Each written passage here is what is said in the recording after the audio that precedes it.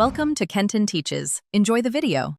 In this video, I will show how to make Guyanese banana bread.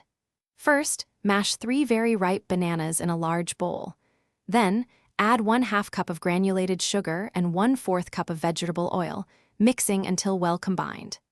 Next, beat in 2 large eggs, ensuring everything is thoroughly incorporated for a smooth batter. Now, let's bring our dry and wet ingredients together for that perfect texture.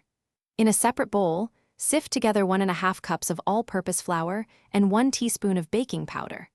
Don't forget to add 1/2 teaspoon of ground cinnamon and a pinch of nutmeg for that signature Guyanese flavor. Gently fold these dry ingredients into your banana mixture until just combined, being careful not to overmix. It's time to get this deliciousness into the oven. Pour your banana bread batter into a greased 9 by 5-inch loaf pan, spreading it evenly. Preheat your oven to 350 degrees Fahrenheit. Bake for approximately 50 to 60 minutes. To check for doneness, insert a toothpick into the center.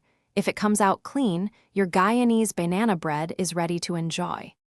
Once baked, allow your incredible Guyanese banana bread to cool in the pan for about 10 minutes. This helps it set before you transfer it to a wire rack to cool completely. Slicing it too soon can cause it to crumble, so patience is key for perfect slices.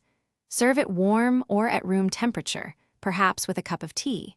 For more great deals and to check out the Owala water bottle, be sure to look at the links in the description below.